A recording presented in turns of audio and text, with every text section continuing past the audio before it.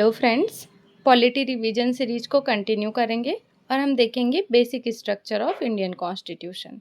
ठीक है, तो इसमें देखिए सबसे पहले आइए अब ए गोपालन केस जो 1950 में हुआ, शंकरी प्रसाद वाद ये जो 1951 में, और सज्जन सिंह वाद 1965 में। इन तीनों का क्रक्स जो था वो ये था कि संसद मूल अधिकार सहित संविधान के किसी भी भाग में संशोधन कर सकती है।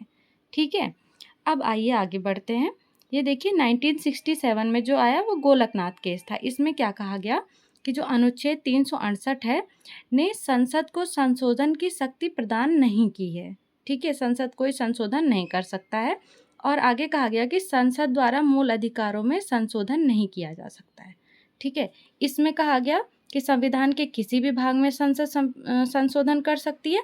गोलकनाथ में कहा गया कि मूल अधिकारों में संशोधन नहीं किया जा सकता। ठीक, अब आगे बढ़ते हैं। देखिए 1971 में क्या हुआ कि नागरिकों के मौलिक अधिकार सीमित हैं, ये कहा गया, और संविधान संशोधन के किसी भी भाग में संसद संशोधन कर सकती है।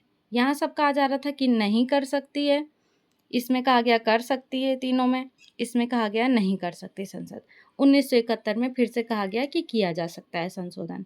अब इसी के साथ आप यहाँ पे 24th constitutional amendment and 25 constitutional amendment एक बार देख लीजिए क्विक रिवीजन के तौर पे।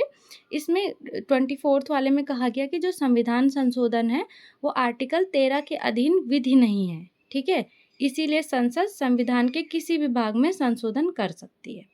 और जो 25वां था उसमें कहा गया धारा 2 के तहत उचित मुआवजे के साथ संपत्ति के मूल अधिकार में कटौती की गई। और जो बी था उसमें कहा गया कि धारा 3 के तहत डीपीएसपी को फंडामेंटल राइट्स पर प्राथमिकता दी गई। और तीसरी बात इसमें कही गई कि आर्टिकल 39 बी और आर्टिकल 39 सी के लिए न्यायिक समीक्षा की शक्ति को समाप्त कर दिया गया। ठीक है, ये सारी बात हो गई 1971 में और 24th constitutional amendment and 25 constitutional amendment.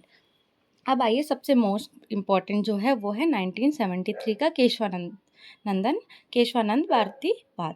ठीक है, ये हमने पहले भी वीडियो में पढ़ा। इसमें क्या हुआ देखिए, सबसे पहले जो केरल भूमि सुधार था, एक्ट 1963 के तहत केरल सरकार द्वारा जमींदारों और मठों के पास जितनी भी भूमि मौजूद थी ना उसका अधिग्रहण करने का निर्णय ले लिया गया। अब फिर आया केशवानंद भारती वर्सेस केरल सरकार। इसमें याचिका दायर की गई कि राज्य सरकार पर भारतीय संविधान के आर्टिकल 25, 26 और 31 में निहित जो भी फंडामेंटल राइट्स हैं के अतिक्रमण का आरोप किया गया। ठीक है, इन्होंने कहा कि भाई हमारे जो भी मूल अधिकार है उसका अतिक्रमण हो रहा है। तो फिर जब इसकी सुनवाई हुई तो 13 जजेस की बेंच बैठी और उसमें 7:6 के रेशियो में निर्णय आया। तो जो 7 जजेस थे उन्होंने कहा कि जो मूल ढांचे का सिद्धांत है उसको प्रतिपादित किया गया। और आप अगली वीडियो में देख लीजिएगा, ये वाला है कि मूल ढांचे में कौन कौन से भाग आते हैं। तो thank you so much friends.